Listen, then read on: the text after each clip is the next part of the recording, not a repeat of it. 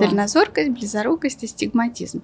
Таких людей очень много. Когда человек с этим соприкасается, он понимает, что там столько страхов, там столько лишнего. При этом это же колоссальное счастье, что все очень быстро. Когда мне сделали лазерную коррекцию, у меня Это был счастье. вау-эффект. Это на 10 лет, а потом-то неизвестно, что будет. Этот эффект, он постоянный. Что можно пожелать вот этому новому поколению медиков? Нужно учиться у опытного доктора и подходить к этому со всей глубиной, так скажем. Потому что в нашем деле мелочей нет. Хирургия – это отдельная история. Соглашусь.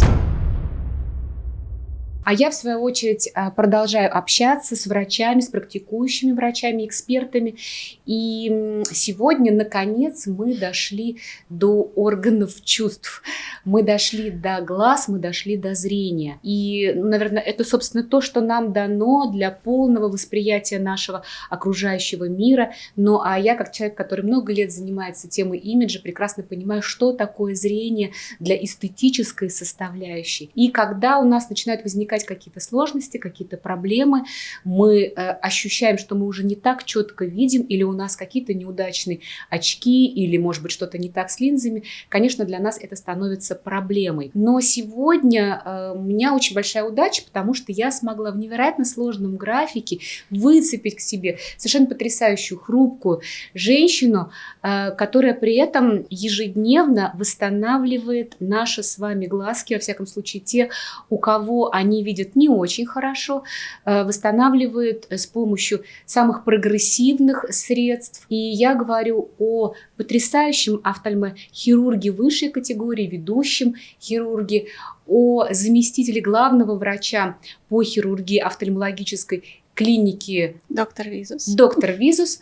Я рада представить вашему вниманию Малышеву Евгению Юрьевну. Евгения, здравствуйте. Мы договорились общаться по имени. Да. И я повторюсь, я очень рада, что мы не сразу смогли с вами увидеться. Жизнь у вас насыщенная, как я понимаю. К сожалению. И тем не менее, я вам бесконечно благодарна, что вы нашли время. Евгения, я совершенно не приступаю к своему основному принципу, и я общаюсь, и интересуюсь, и информирую исключительно о тех врачах, о тех экспертах и с теми врачами, с кем я пообщалась лично, через кого я, что называется, прошла в качестве пациента. Вот несколько месяцев уже, получается, назад, когда я пришла к вам с запросом на то, чтобы все-таки сделать лазерную коррекцию глазок, а я, как будучи ребенком с 6-7 лет, который стал утрачивать зрение, это был минус, это были жуткие очки, это было потом счастье с появлением первых линз, когда ты думаешь, боже, какое счастье. И потом был долгий путь сомнений, как я понимаю, сейчас уже отчасти напрасных, которые вызваны слухами, вызваны где-то, к сожалению, даже нашим богатым интернет-пространством. Был вызван не очень компетентным сарафанным радио. Мне говорят о том, что ты что? Во-первых, там жуткая реабилитация. Месяц ты не сможешь открывать нормально глаза, будет адская боль. Ты что? Ты только родила, с ума сошла? Ну, то есть вот много-много всего этого. И у меня, конечно, при взаимодействии с вами, при общении с вами, абсолютно тут же возникло желание, родилась идея пообщаться. Потому что, во-первых, для меня, наверное, крайне интересно понять, как вот такое с виду нежное, хрупкое создание на каком-то этапе, сколько-то лет назад, принимает для себя вот такое решение, во-первых, в принципе, выбрать медицину, да, вот как свой стиль жизни. Более того, становится хирургом. Вот если не сложно, поделитесь, пожалуйста, прям вот пару слов о себе. Ну, вы знаете, это все-таки какой-то, наверное, судьбоносный момент в моем случае, поскольку я не из медицинской семьи. Мои родители химик, мама, папа физик, совершенно далекие от медицины, и никаких родственников из медицины у меня нет. И тем не менее наука. Но тем не менее наука, да. Да. И вот как-то учась в школе, у меня больше склонности были к математическим наукам. Но какого-то конкретного не было там в средней школе направления. И вот когда в курсе биологии в 9 классе началась анатомия человека, она меня почему-то очень заинтересовала. Это вот произошло в какой-то один момент, быстро. И тут я для себя решила, что я пойду в медицинский институт. Вот это было так. Даже для моих родителей это была такая новость, что они не ожидали немножко. Но, тем не менее, мама поддержала меня очень. Там, где я жила, не было медицинского института, нужно было ехать в другой город. Это были очень сложные времена финансово. Но они меня все-таки поддержали, и тут уже какая-то возникла мотивация, и уже все сложности как-то оказались преодолимы, хотя на тот момент это казалось малореально на самом деле. Хорошо, вот если мы перешагнем, там, я понимаю, идет училище, наверное, нет, сразу медицинский институт. Я поступила после школы в Ивановскую медицинскую академию. Вот, я ее закончила, а уже по ходу обучения в медицинском институте мы же там проходим все специальности. Да. И, в общем, все мне было интересно. Я увлекалась разными по мере обучения специальностями. Вот. Но еще такой момент сыграл, что у меня у самой были проблемы со зрением. Да. У меня тоже была близорукость и астигматизм. И как раз учась в институте, курсе на 4, я прошла через лазерную коррекцию. Хотя на тот момент она была еще в начале, так скажем, практического распространения ее. Вот. Но тем не менее. И это меня очень впечатлило. Это вот этот эффект, когда... Причем у меня было сложное зрение, с линзами были тогда проблемы, и, в общем, у меня его ни в очках, ни в линзах не было как такового хорошего зрения. Да. Когда мне сделали лазерную коррекцию, у меня был вау-эффект. Просто.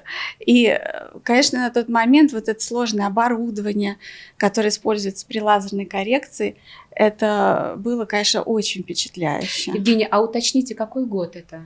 Это 2001 год. И это уже были первые операции в России? Это было в России, да. При том, что интернет дает другую информацию. Да. Он говорит, не ранее, чем 2007 год была проведена первая операция. Нет. Вот казалось бы. Лазерная операция раньше начались. Это, господа, к разговору об интернете.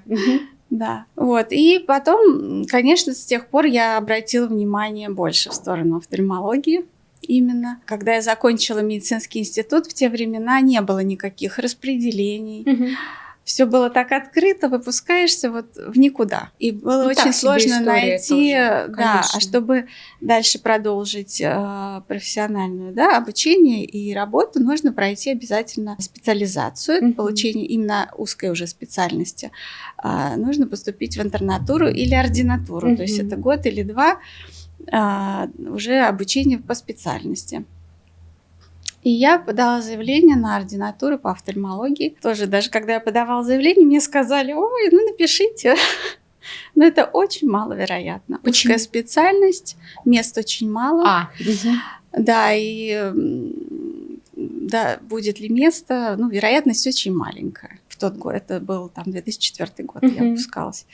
Вот. Но тем не менее, я одна из первых написала заявление, и потом, о чудо, меня вызвали в ординатуру. Это уже я проходила в Москве, в Академии последипломного образования в Москве. И тут уже как бы, ну, интерес у меня всегда к этому был.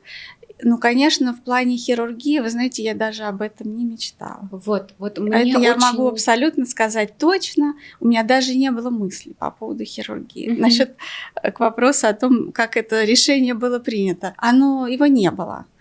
То есть, когда в ординатуру мы приехали, нам тоже сказали, что все места заняты в стационарах. Что касается хирургии, можете туда даже не смотреть. А вот интересно, апропо того, что все места заняты, вот девочка еще, ну, в достаточно нежном возрасте, да, имеющая определенное целеустремление, у которой свои какие-то желания, есть объем труда, который она уже вложила. Как вы вот это все воспринимали, вот эту обратную связь? Это даже не мечтай. Там вы знаете, вообще везде в основном это препятствия. Соглашусь. И когда искала я работу, уже даже заканчивая ординатуру, везде тебя принимают, с тобой проводят собеседование. И вот так тоже смотрят, ну, молодая девушка. Говорят, вас сейчас возьмешь, вы в декрет пойдете. Конечно. Ну, вот как бы никто даже не хочет брать, да, вот на работу и обучать. Вот. Но у меня очень были хорошие рекомендации из ординатуры.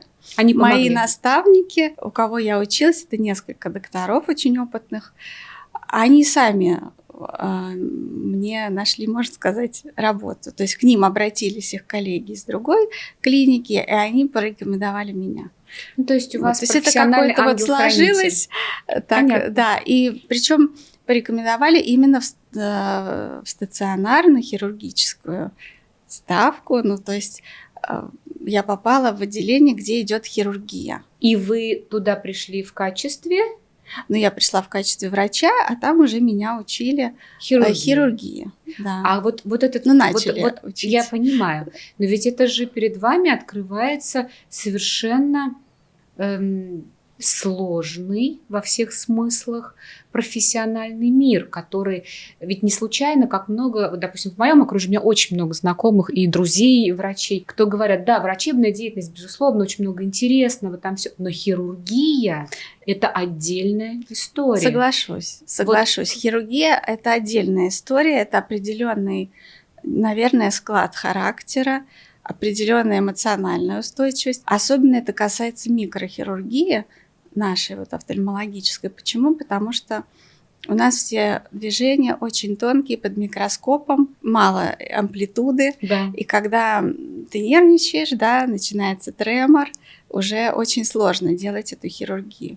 Поэтому есть, я знаю, у меня даже коллеги, которые хотели бы идти в хирургию, но не пошли, поскольку сложно справиться со стрессом. Когда что-то начинает идти не так, то человек уже не может продолжать. Настолько он нервничает, да, что вот этот тремор мешает ему чисто физически сделать дальше. Он даже, может быть, знает, как нужно поступить и что сделать, но уже технически это сделать очень сложно. Евгения, а подскажите, а не может ли быть за счет специфики вот этой точности, вот этого небольшого диапазона движений, при этом высоком уровне точности, все-таки больше расположенность к женщине, хирургу, именно в данной отрасли? Или я заблуждаюсь? Или здесь нет гендерного различия? Здесь нет гендерного различия. То есть это тип личности, это характер, это способность со своей эмоциональностью как-то договориться.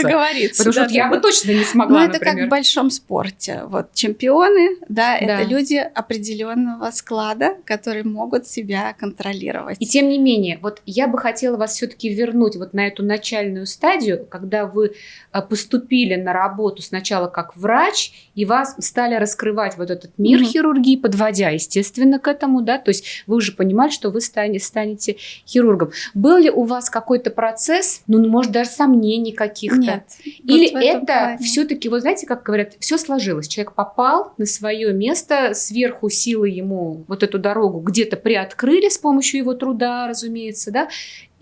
Понимаете, да, о чем я? Когда у нас есть в ряде определенных ситуаций, требующих выбора, у нас может возникнуть сомнение. А вот потянули, а не психанули, вот и так далее.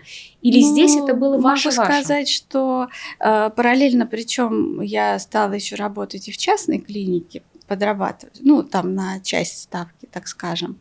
То есть это была разнонаправленная специфика. И в другой клинике мне тоже предложили учиться хирургии, когда уже посмотрели, не сразу это было, через некоторое время. Но нет, у меня не было сомнений, почему-то я не могу такого момента даже вспомнить.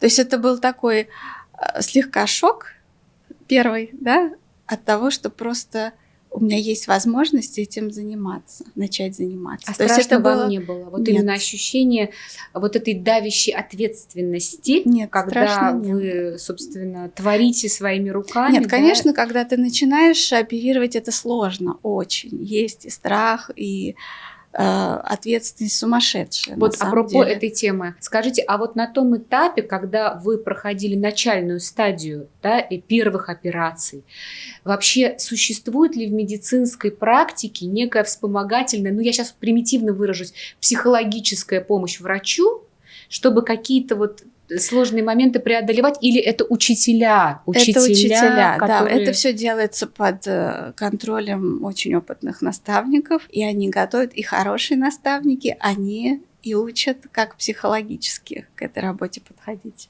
в том числе. Ну, я понимаю, у вас с учителями все сложилось. У меня хорошие очень были учителя, я им очень благодарна. Это дорогого стоит. Были очень строгие. Вот в начале в ординатуре это было очень строгий наставник. А в чем это выражалось?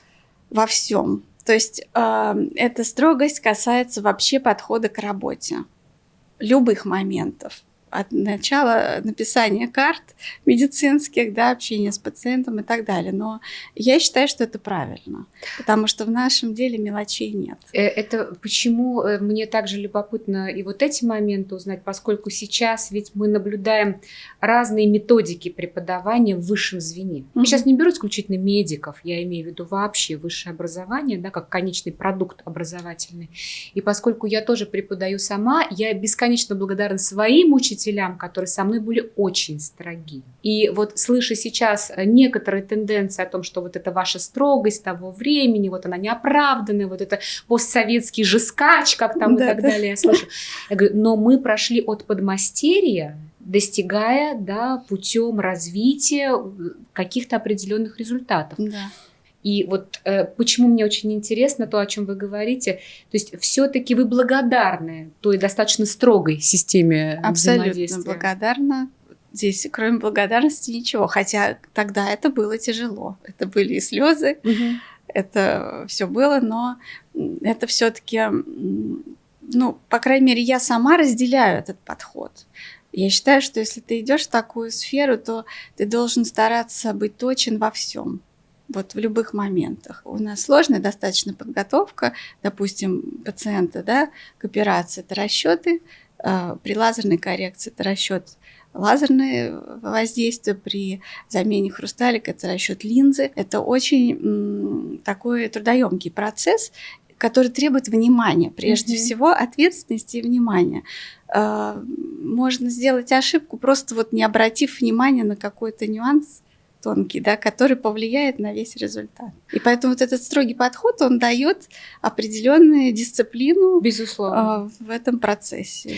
Знаете, я была поражена, обратившись в вашу клинику, сначала это первичная консультация происходит, да, с той... Я даже не знаю, как объяснить. С тем потоком, с одной стороны, людей, идущих... Я в жизни не могла предположить, что у нас столько людей, желающих вот решить для себя вопросы, да, связанные с коррекцией зрения. То есть это прям какая-то история действительно потока уже сейчас. Да. Мое впечатление. На самом деле много людей, у кого проблемы со зрением. Даже если взять только патологию рефракции, близорукость, дальнозоркость. Рефракция, это сейчас вы давайте нормативной лексикой с нами.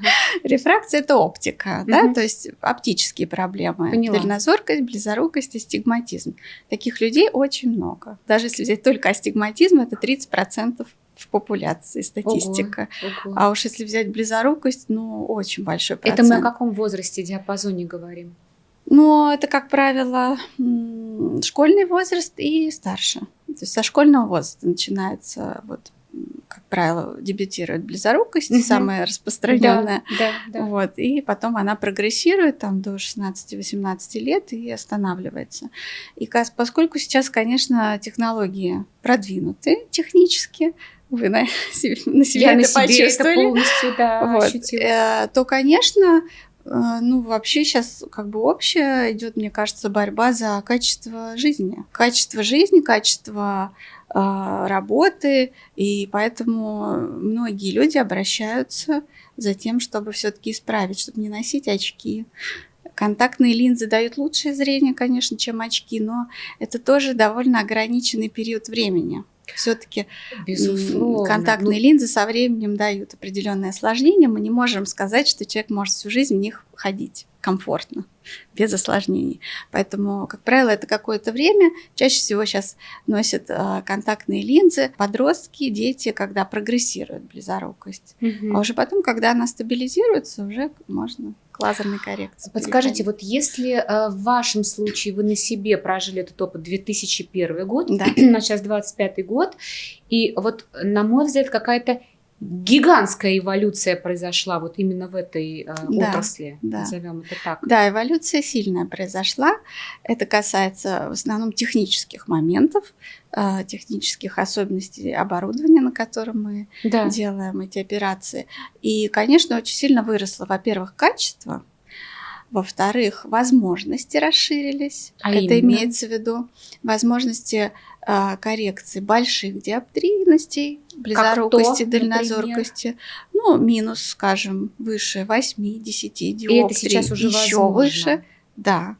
Вот. И в плане хирургии хрусталика это отдельная уже, это не лазерная коррекция, другой вид операций. Все экстремально высокие диоптрийности можно другой технологией исправить. То есть практически сейчас ограничений нет для нас. Вот это очень интересно, потому что вы развеиваете, опять же, определенный миф, поскольку, например, я слышала и такую точку зрения, причем, прошу прощения, от врача. Вполне согласна. Да, о том, что, Оля, вы поторопитесь, потому что я пришла с близорукостью, сильной достаточно близорукостью, потому что если вы достигнете диапазона, не дай-то, боже, вот уже шкалы -7, -8, вот вы будете подходить к этому, просто за вас никто не возьмется, потому что это технически уже невыполним. Вот это сейчас... не совсем правильно, да, вот точка зрения, наверное... хотя не все доктора, даже кто офтальмологи ведут прием, не все, конечно, знают нюансов хирургических. Поэтому я бы советовала вот всем, кто задумывается об этом, не воспринимать свои цифры близорукости, там, каким-то образом не оценивать субъективно, а все-таки проконсультироваться там, где происходят эти операции с хирургами. Потому что много нюансов очень технических, когда у меня много было таких пациентов, которым в нескольких клиниках сказали, что вам ничего сделать нельзя, живите как есть. Вот, а мы это сделали прекрасно со 100% результатом. Как вы это объясняете? Это некомпетентность в данном вопросе врачей. Это их аппаратура, на которой они работают, другого качества, другой чувствительности. Я боюсь ошибиться в лексике. Здесь не в качестве, наверное, дела, а в технических характеристиках. И лазеры, на которых происходит лазерная коррекция, например, разных видов, они несколько отличаются своими техническими возможностями. Да. Это первый нюанс. Хотя вот это различие, оно не такое большое друг от друга у разных лазеров. И здесь еще очень важна компетенция хирурга, его опыт, его владение теми технологиями, которые есть в лазере, потому что есть программы стандартные лазерной коррекции, которыми владеет большинство хирургов, а есть более сложные программы, которые позволяют нам расширить диапазон нашего воздействия. Вы обучались этому в России или это все-таки у вас международное? Международное, да. Почему я задаю этот вопрос? Потому что я прекрасно понимаю, что в свое время, если я не ошибаюсь, поправьте меня, Германия была одной из очень передовых стран именно вот в данном вопросе. Соединенные Штаты. Ну, если говорить о лазерной коррекции, это все-таки Соединенные Штаты. Потому что, во-первых, они выпустили первые лазеры, и они их очень развили, их технические возможности. Поэтому я считаю, все-таки американские лазеры наиболее сильные. То есть вам удалось взаимодействовать и с иностранными коллегами, и поучиться определенным вещам крайне ценным у них, с тем, чтобы вот этот опыт, так сказать, перенести на вот нас, смертных, чему мы бесконечно рады. И послушайте, Евгений, я могу вам сказать совершенно точно, я была очень оптимистично настроена, придя к вам, я совершенно четко увидев чуткого, деликатного врача, при этом с очень цепким взглядом, я совершенно четко видела, что это далеко не та милая вот просто барышня, а это абсолютно четкий профессионал, который трезво оценивает ситуацию. И я понимаю тех трепетных мужчин, которых я видела в коридоре, с трясущимися руками, готовясь к визиту к вам, а будет ли больно? Вот от таких мужчин я слышала. Я шла очень спокойно. Я понимала, что если я приняла это решение, к этому нужно отнестись как к благу, потому что потом будет лучше. И когда я там открыла глаза, когда уже это было можно, все это очень быстро. При этом это же колоссальное счастье, что все очень быстро. И когда вот там не сразу на все эти 100% ты видишь, но тем не менее ты видишь. Вы знаете, до сих пор прошло несколько месяцев, я вечером пытаюсь снять линзы. Рефлекс. То есть вот этот наработанный годами рефлекс. И когда я понимаю, что снимать нечего, каждый вечер я вас благодарю. Вот каждый вечер я думаю, боже мой, какое это действительно счастье. Ну вот, например, в моей жизни для меня это был дискомфорт. Я не человек очков, я не люблю это. Какая бы ни была роскошная оправа, какие бы стразы там не были, это инородное да, вот, тело на моем лице, для меня это был всегда мощный раздражитель. И вот эти пару дней, которые надо жить в очках до операции. Самое сложное. Вы не поверите, это опять же сарафанное радио, которое меня напугали. Я была вот уже готова прийти. И мне говорят, а ты знаешь, что там подготовительный период, минимум месяц в очках надо ходить. Я думаю, о, ребята, я поживу в линзах. И каково же было мое счастье. Да, вот, наверное, сейчас, если вы позволите, мы все-таки более детально пройдемся. Понятно, первое, это в целом, если проблемы есть, человек идет к грамотному хирургу. Не просто офтальмологу, он идет к хирургу. Нужно идти на консультацию к хирургу. Вопрос такой, с какого возраста, начиная, мы можем себе позволить мыслить в сторону лазерной коррекции? Вот ребенок у нас растет, не дай бог там в раннем возрасте начинаются какие-то проблемы, плыть зрения, да, вот минус появляется. Обратите внимание, сейчас это и 5 лет детки, и 6, это очень ранний рано возраст, благодаря вот этому помощнику в нашей жизни. Да, время такое, да, у нас компьютерное, много мы используем очень, да, компьютерных технологий, и нагрузка на зрение, конечно, другая. Вот. Но в детском периоде, когда идет рост и развитие ребенка, меняются параметры его глаза, то не делается хирургических манипуляций. До какого возраста? До 18 лет. Ага, вот это очень ценно. Есть некоторые исключения. До 16 лет касается смешанного астигматизма. Дальнозоркость достаточно редко встречается. А чаще всего это до 18 лет. Ребенок растет, носим консервативную коррекцию, как мы это называем, да. Очки либо контактные линзы. Сейчас очень много видов контактных линз и очковых линз с лечебным эффектом, который затормаживает рост близорукости. И в плане удобства ношения они разные, дневные, ночные есть. То есть все это доступно, проблем нет никаких. Ребенок растет, мы его наблюдаем, вовремя меняем, да, вот эту коррекцию. И уже после 18 лет, если мы видим, что стабилизировалось, бывают некоторые случаи, когда к 18 годам нет полной стабилизации роста, тогда мы еще ждем, ну, максимум там до 20 лет. Потом можно делать смело лазерную коррекцию, ничего не дожидаясь. В плане ограничений очень много мифов. С чем это еще связано, я бы хотела немножко прокомментировать, потому что сарафанное радио работает лучше всего. Это связано, опять же, с развитием технологий. Те технологии, которые были в начале по коррекции зрения, это были еще кератотомия, так называемые насечки, еще до лазера. Это совсем другая технология, сейчас она не используется уже очень давно. Но легенды об ограничениях, о том, как это проходит и как потом человек восстанавливается, они в народе сохраняются. Поэтому очень многие мифы связаны с этим. И даже лазерные технологии, которые были 20 лет назад и сейчас, технологически это все несколько изменилось, и период восстановления ускорился, и ограничения уменьшились, и по длительности, и по количеству этих ограничений. Поэтому это причем изменилось довольно быстро, за короткий период относительно там, 15-20 лет. Конечно, легенды-то ходят. Да, безусловно.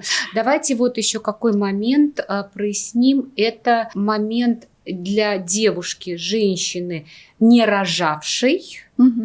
Тоже одна из историй. Это очень распространенный вопрос. Распространенный. Вот расскажите. Да. В этом плане, что касается лазерной коррекции, никаких нет у нас сейчас ограничений. Ну, конечно, она не делается в период беременности. Это понятно. И кормление грудью мы не советуем делать, потому что идет довольно сильная гормональная перестройка в организме женщины. Все-таки лазерная коррекция – это плановое лечение. Поэтому вот не в этот период. Все остальное никаких ограничений по ведению родов, по количеству беременностей никаких нет. То есть можно делать это до я могу сказать это на своем опыте, хотя давно у меня была лазерная коррекция, но я родила 2 детей самостоятельно, без каких-либо проблем. Прекрасно. Со зрением. Да, потому что вот это очень распространенная точка зрения о том, что ни в коем случае. Опять же, это пошло со времен насечек, когда делались разрезы на роговице, страдала прочность роговицы и боялись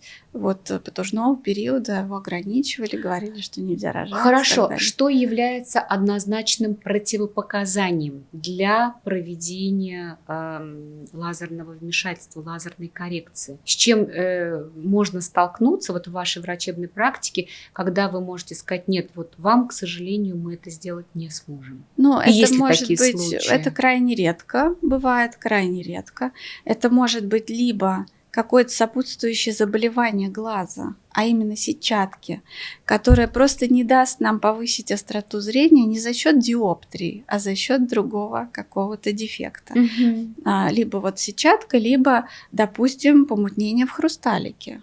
Это оптическая среда, и бесполезно что-то делать на роговице, если он мутный. Нужно менять хрусталик. То есть тогда тоже делается коррекция, но уже другим способом, за счет искусственного хрусталика. Либо это какие-то экстремальные параметры роговицы, то есть слишком тонкая роговица и огромные диоптрии. Которые не позволяют... То есть не позволяет, уже технически это сделать безопасно. Такое тоже бывает крайне редко.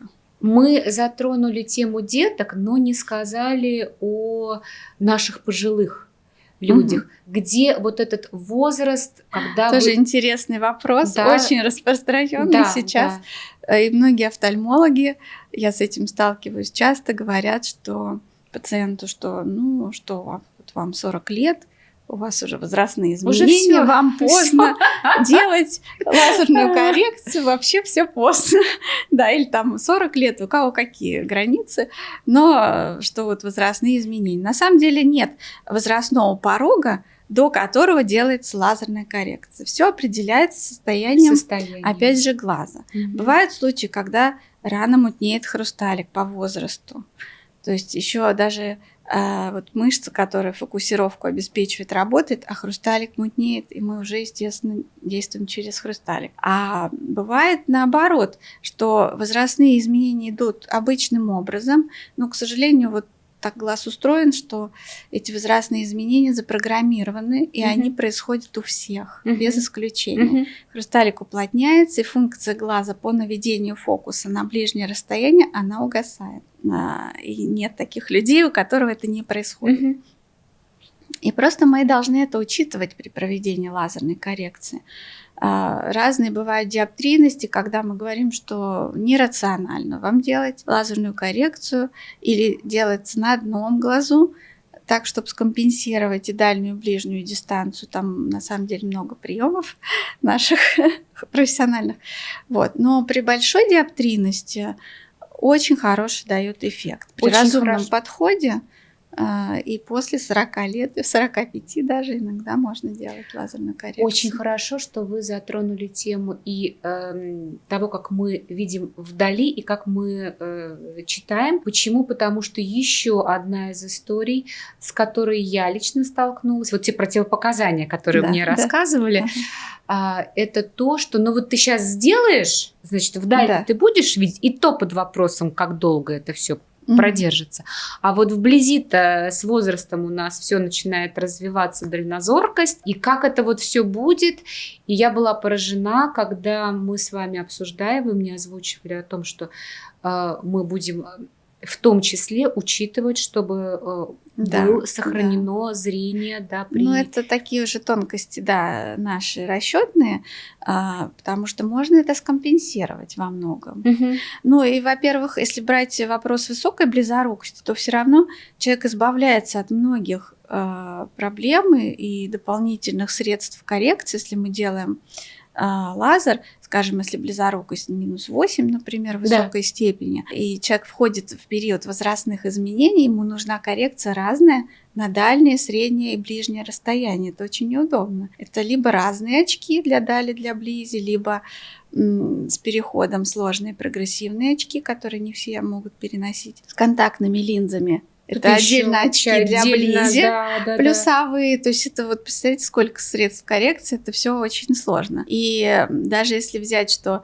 просто мы делаем коррекцию, человек вдаль видит хорошо, а это все-таки постоянный эффект, я бы хотела на этом заострить внимание. Мы к этому еще подойдем, да. Да, то все равно он избавляется от многих проблем с дальним средним зрением. А как бы такой думающий, грамотный хирург может это скомпенсировать за счет небольшой разницы диоптрии в двух глазах. И, в общем, в итоге мы остаемся без очков и для дали, и для близи. Евгений, вот как раз хорошо, говоря о долговечности эффекта коррекции. Да, как долго она живет. У нас же миф еще о том, что это на 10 лет, а потом-то неизвестно, что будет. Это тоже миф очень распространенный, что лазерная коррекция имеет временный эффект. А вот эта структура, на которой мы делаем лазерную коррекцию, роговица, она вообще самая стабильная ткань в организме. Она не растет, она не меняет свою форму и практически не меняет структуру в течение всей жизни. Поэтому, когда мы делаем лазерную коррекцию, мы меняем кривизну передней поверхности роговицы. Этот эффект, он постоянный, он никуда не уходит. Опять же, на своем опыте могу я сказать, что я делала коррекцию, мне был 21 год возраст. Сейчас мне значительно больше, и у меня сохраняется этот эффект совершенно, несмотря ни на роды, ни на столько лет работы. Наверное, чуть-чуть о грустном заговорю, Евгения, тем не менее, понимаю, что, может быть, где-то нарушу профессиональную этику, и все же задам эти вопросы.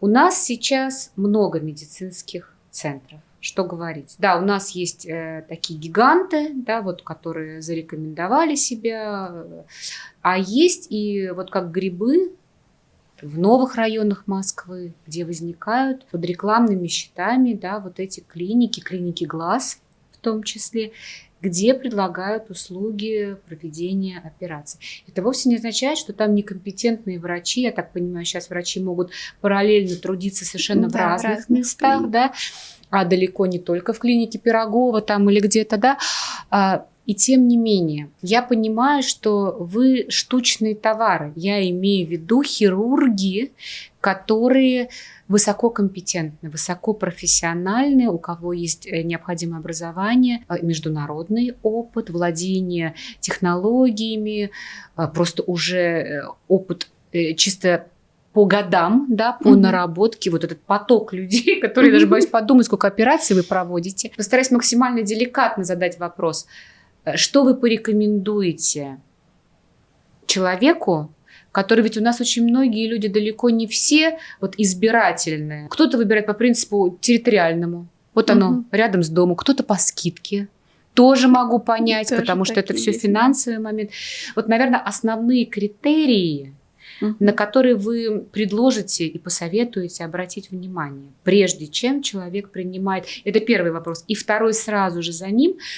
С чем негативным можно столкнуться? Что является некорректным результатом проведения операции? Что может быть, что может пойти не так? Ну, хирургия – дело такое. Да, безусловно. Как всегда говорят, малопредсказуемое. Хотя я могу сказать про вот офтальмологические технологии на современном этапе. Все-таки это операции очень прогнозируемые. Прекрасно. Очень.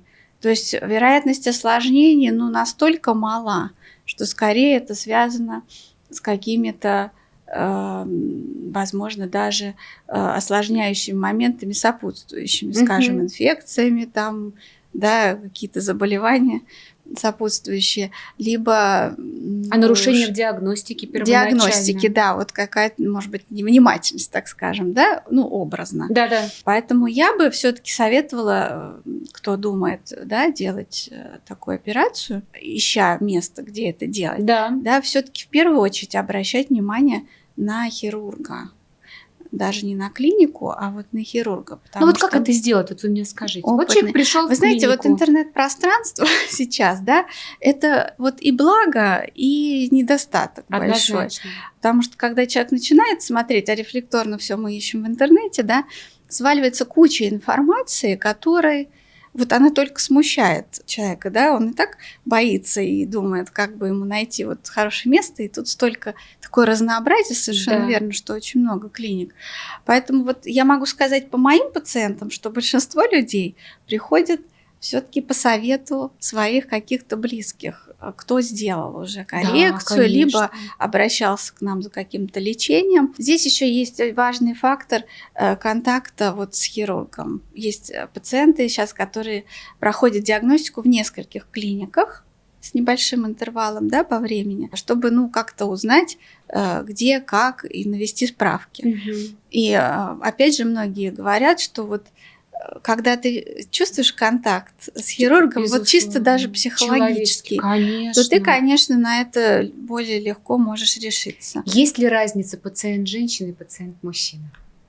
Нет, для нас нет разницы. Я имею в виду в их страхах, потому что это было очень смешно наблюдать. В страхах абсолютно есть разница. Вы знаете, это даже вот, мне кажется, статистически мужчины сложнее на это идут. И даже такой пример вот среди пациентов у нас часто приходят с семьями. Допустим, муж и жена. Знаете, всегда идет сначала жена. Жена, конечно. Как? Если не она вместе, на себе должна сначала. Иногда они хотят вместе, в один день мы делаем так. Но чаще всего сначала идет жена, а потом уже через некоторое время муж. Какое количество операций в день вы проводите? Вот я знаю, у вас есть дни прям, да, которые... у нас операционные дни, по-разному. Если говорить о лазерной коррекции, то это обычно 10-12 человек. Продолжительность операции, вот просто информативно, чтобы люди действительно для себя понимали, какие временные затраты, да, проходят в этот сама день. Операция проходит действительно быстро очень. Технически это где-то минут 15, 2 глаза лазерной коррекции. Вот. Все остальное это подготовка, обработка, капли, настройки. Как правило, в общей сложности человек у нас находится в течение 1,5 часов примерно в клинике в день коррекции. Да, и вы знаете, что меня очень поразило?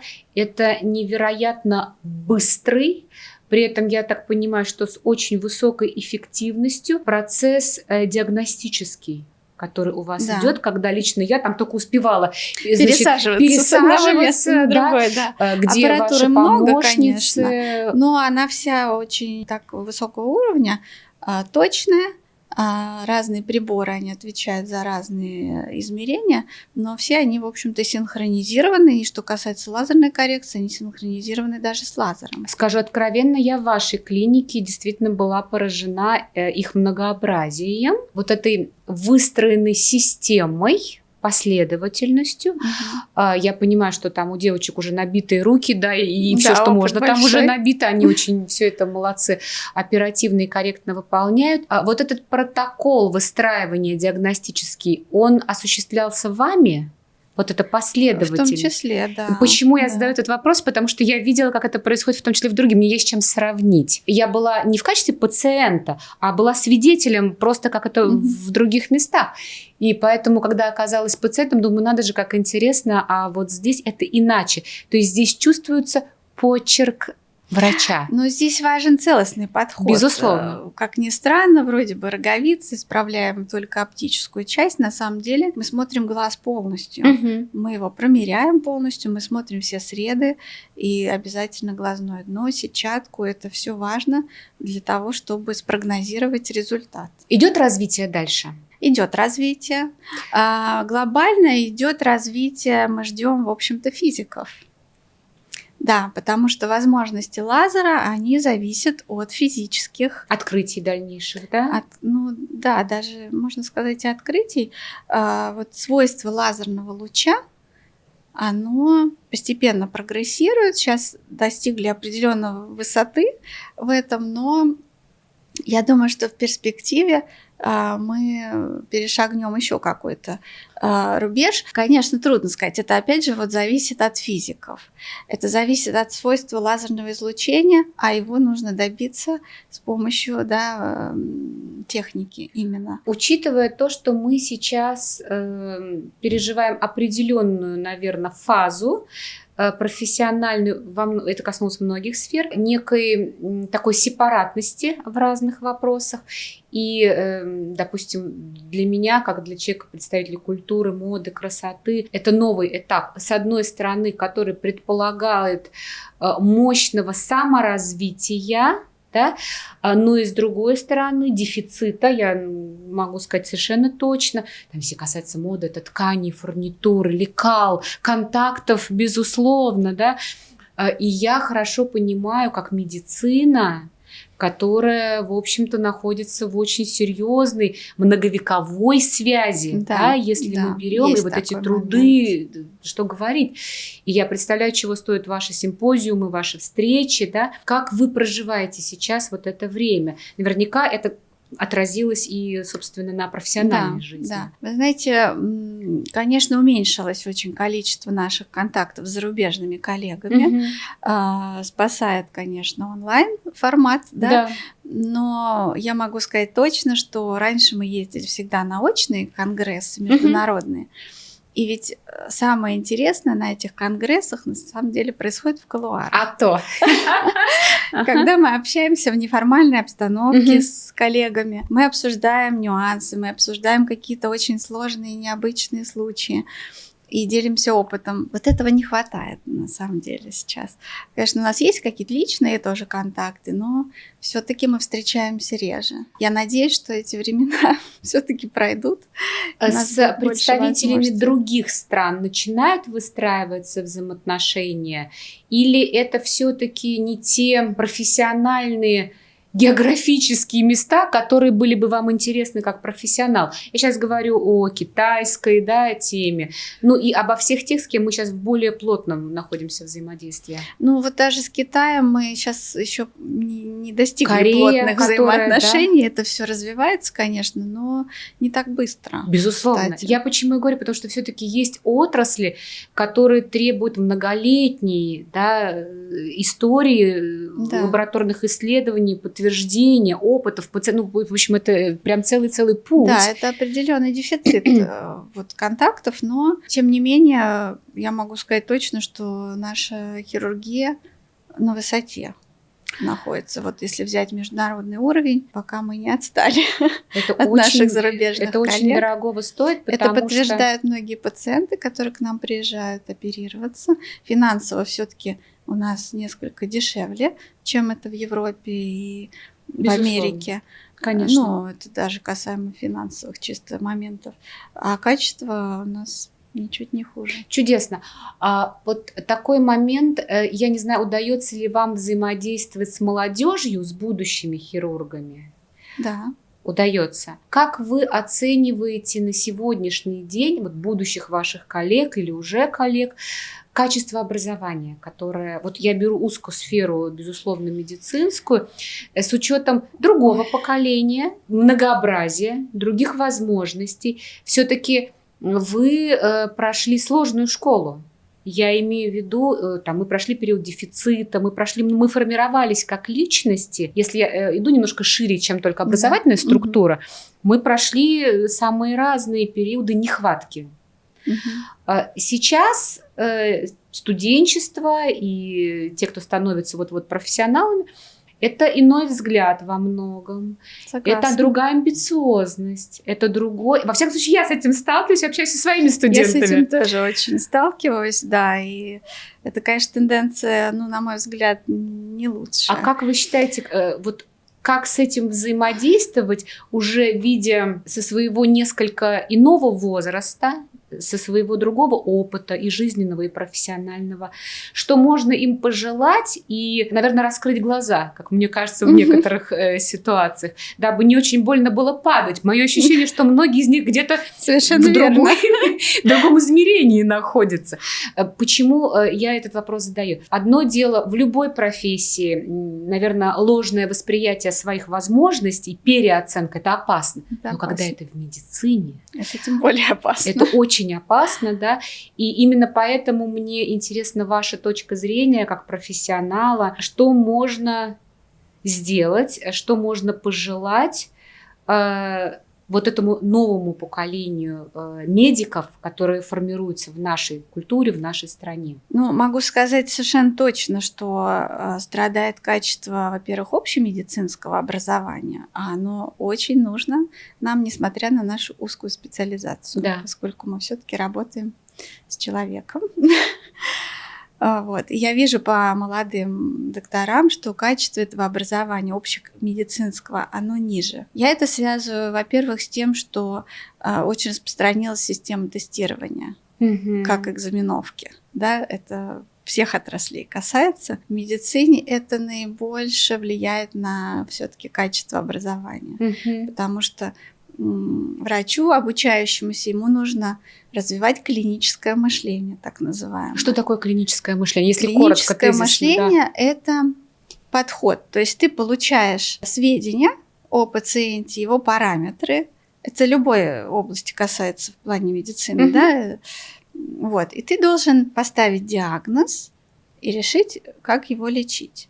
Да, вот чтобы поставить диагноз, нужно очень крепко поразмыслить, и это должен быть определенный ход мыслей, да? Учитывая те данные, которые ты имеешь. Если тебе чего-то не хватает, ты должен добыть еще какие-то данные, чтобы все-таки прийти к правильному диагнозу. И дальше уже строить вот систему лечения. И вот этот принцип, да, мысли, так скажем, работая с пациентом, он прививается. То есть это тренировка тоже определенная. Когда я училась, у нас еще не было так распространено тестирование, у нас были обычные экзамены, и нас учили практикующие врачи. Даже в академии, на кафедре это были профессора, которые работали постоянно практикующими врачами. Очень важно, да. И мы были неотделимы от пациентов, и мы за ними ходили, и они нам прививали вот это вот подход именно к такой практике непосредственной. Вот. Сейчас вот современные молодые врачи, они все-таки в значительно большей степени оторваны от реального пациента, поскольку используются вот онлайн-технологии, тесты и так далее, и так далее. Одно дело, это касается базового обучения, это тоже очень важно. А уж когда человек приобретает определенную специальность, практическую специальность, не научную, а именно практическую, то это очень важно. И, конечно, совет какой очень простой, что нужно учиться у опытного доктора и подходить к этому со всей глубиной, так скажем. То есть нужно какое-то время полностью вникать в этот процесс. Не просто посмотреть со стороны, как он что делает, а нужно абсолютно этих пациентов изучать от и до. Евгения, вот у вас врачебный стаж, я так понимаю, около 20 лет. Хирургический, получается. Хирургический чуть меньше? Чуть меньше хирургический. Да. Как вы, будучи, я так понимаю, во многих вопросах достаточно сдержанным и системным человеком, и тем не менее, вы прекрасная женщина. Спасибо. Даже самой сдержанной женщине российской ментальности, она внутри проживает определенную эмоциональность и, как правило, довольно яркую эмоциональность. Она может это внешне не транслировать, да, как это сделает южная итальянка, но она проживает. Все-таки у вас есть ваша насыщеннейшая профессиональная жизнь. Это общение с коллегами, с руководством в том числе. Да. И это с очень разными людьми, с которыми вы в близком контакте. Вы знаете, я, побывав у вас в клинике, я очень чувствительна в плане, вот то, что сейчас модно говорить, энергии и так далее. Я устаю, вот, когда просто много людей подолгу. Тяжело переношу метро, например. Не потому что я метро не люблю, а просто вот это скопление людей. И я задумалась, выходя от вас, я думаю, вот надо же, прекрасная, умная, тонкая женщина. Как она это выдерживает именно... Ведь все равно накапливается усталость. Нужно находить где-то в себе вот этот очень мощный рычаг, двигатель, который мотивирует уже на каком-то этапе продолжать идти дальше в таком же режиме. На секундочку, там минимум 10 операций в день, в дни операционные, а помимо этого есть неоперационные дни, а есть еще семья, да, и много всего. Да, нужно все успевать. Да, вот и плюс... Нужно еще, наверное, прежде всего сохранить себя личностно. Вот понимаете, да, вот личностно, эмоционально, сохранить себя женственно. Как вы переносите вот эти нагрузки? Могу сказать, что хорошо я их переношу. То есть вы очень устойчивы, да, именно смотрите, я считаю, что чтобы что-то хорошо вот работало, функционировало, это может быть даже, кстати, чисто медицинский подход. Так. Что любая система, которая хорошо работает долго и эффективно, значит, она имеет какое-то восстановление ресурсов, да, пополнение ресурсов. Вот. И я как бы стараюсь стремиться к этому, чтобы где-то получать восполнение той энергии, которую я трачу. А именно за счет чего? Энергии тратится много, потому что действительно мы работаем с людьми, люди разные. Мне, во-первых, всегда нравилась эта работа. Вот даже с самыми сложными пациентами психологически. Я даже когда... А что вам в этом нравилось? Расскажите. Вот со сложными пациентами, например. У меня как-то получалось это. Вот я даже, будучи молодым врачом, работая в госпитале, когда поступал какой-то очень психологически сложный пациент, иногда там из правительства там, или какие-то очень требовательные пациенты, такие сложные, всегда меня отправляли на них. То есть вы дипломат в хорошем смысле, у меня получалось к ним найти подход. Понимаю. И мне это, в общем, не сложно. Мне это даже нравится. То есть вас это не истощает? Да, это какая-то психологическая такая работа. Конечно, иногда приходится именно психологическую помощь оказывать пациенту, потому что все равно мы имеем дело все-таки с заболеваниями.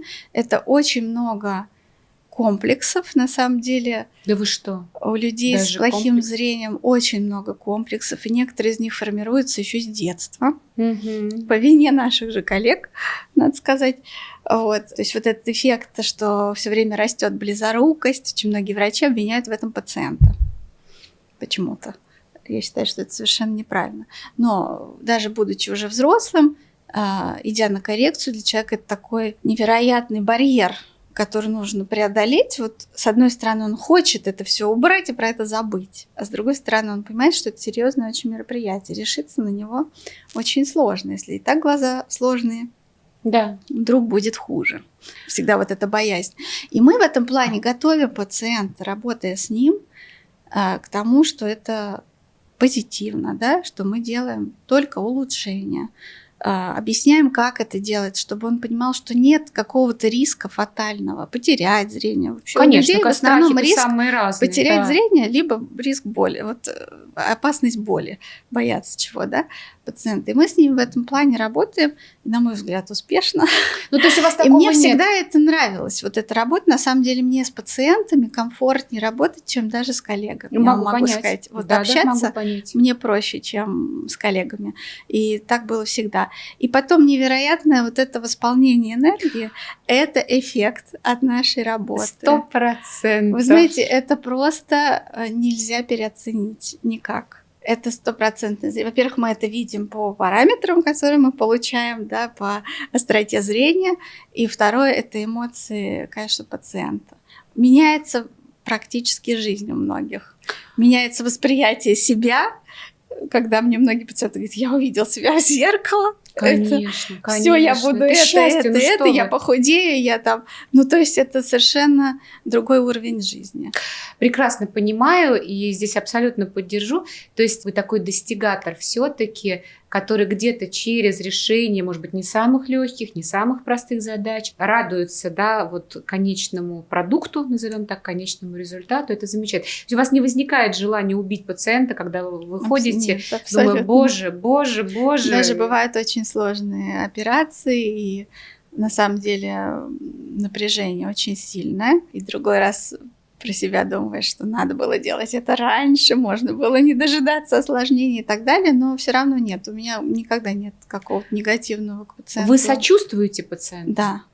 Вы знаете, я не случайно вот именно так ставлю вопрос, потому что мое впечатление, что как бы ни говорили о железобетонной психике хирурга, о масштабе цинизма, которым он должен обладать, но почему-то мне кажется, что сочувствующий глубоко, это не значит, что он транслирует это внешне, но внутренне вот в своей системе ценностей специалист, врач, сочувствующий, это просто невероятно важно, потому что все-таки ваша профессия, она глубоко христианская, да, то есть она, в ней корни-то какие созидательные, и я не знаю, вот удается ли нашим сегодняшним медикам действительно, может быть, чуть глубже осознавать ценность того, что вы делаете, потому что я могу сказать, что... Ну, если я каждый вечер вас вспоминаю, вы понимаете, да? Вот каждый вечер я пытаюсь, значит, там снять с себя то, что уже не снимаемо. И, конечно, могу сказать, что вот Евгения Юрьевна я рекомендую и буду всегда рекомендовать. Я вас уже порекомендовала огромному количеству своих людей. Я только хочу задать вопрос. Не было ли у вас мысли о преподавании или, может быть, вы уже преподаете? Ну, у меня есть как бы доктор, при которой я являюсь наставником. Да. А более масштабно? Более масштабно нет, пока не было. Пока вы просто... Я вот все-таки пока наслаждаюсь своей практической работой. Да. Я даже не хочу какими-то заниматься вот, как сказать... методическими пособиями. Да. Я понимаю вас. Поскольку, ну, во-первых, на это нет времени, на самом деле, работы много. А во-вторых, пока вот психологически я даже не стремлюсь. Мне нравится моя работа. Я выходила там после небольшого декрета, ну, практически со слезами радости на глазах в операционную. Как вы вот это все, ведь высокий, я так понимаю, порог загруженности. Да. Как часто вы дома бываете? Вот как много времени вы проводите со своей семьей? Не часто. Как они на это? Вечером я возвращаюсь достаточно поздно домой, вот, и 2 выходных. Конечно, много дел, и не хватает несколько времени. И тем не менее, мое впечатление, что вы очень счастливы в том, чем вы занимаетесь. Да, безусловно. Безусловно. Не однажды я уже вот для себя уже в который раз сама как бы в себе осознавала, что вот это все-таки мое. И в самой работе технически, вот чисто если взять вот, касаемо лазерной коррекции, там технически для хирурга не так сложно это все делать. Ну, когда еще есть устоявшийся навык, вообще это... Безусловно, понимаю, да. Несложно вот физически. Там больше вот внимательности, такой мозговой работы, расчеты, они сложные. И много опыта нужно для ведения вот этих расчетов правильно. Это такое больше физика, да, оптика, такие моменты. Математических расчетов очень много. Вот, но вам ваша математика. Вот математика, да? Пригодилась. Вот. Но мне вот это нравится. То есть я понимаю, что это мое. Получаю удовольствие. Ой, Евгения, пациенты меня очень многие, даже вот они так радуются после, да, даже многие обнимают. Я представляю. Конечно, это счастье, которое вы дарите. Когда ты всю жизнь с этими проблемами, на тебя это все давит, и вдруг ты от этого избавляешься, конечно. И это все-таки достаточно быстро, да? То да, есть это не какой-то вымученный месяцами процесс, это скорее процесс решения, может быть длительным и вымученным. А когда человек с этим соприкасается, он понимает, что там столько страха, там столько лишнего. Ну и опять же, вот в помощь все то же самое наше любимое сарафанное радио. Евгения, я бесконечно рада тому, что вы нашли время для меня. Я очень рада знакомству с вами. Это ценное и очень редкое сочетание, знаете, вот такой тонкой интеллигентности, которую я увидела, почувствовала в вас, профессионализма, где-то и мужской составляющей, да, вот в хорошем смысле, потому что, ну, немногие женщины могут похвастаться вот этим математико-физико-биологическим, да, типом мышления и при этом сохранив в себе, вот что мне еще, как человеку, занимающемуся имиджем, очень важно и ценно, сохранивший абсолютную женственность. Абсолютную женственность. Спасибо. Потому что все-таки профессиональную деградацию, как я ее называю, никто не отменял. И, конечно, где-то суровые виды деятельности, они откладывают определенный отпечаток. Да, со временем, наверное. У вас очень мощный, профессиональный, точно, ангел-хранитель, чтобы он был с вами всегда-всегда-всегда. Спасибо большое. Спасибо огромное. Остаемся на связи. Да, и желаю вам только еще большего интересного для вас и для нас развития новых открытий и внедрения это в практику. Будем стараться. Спасибо. Спасибо большое.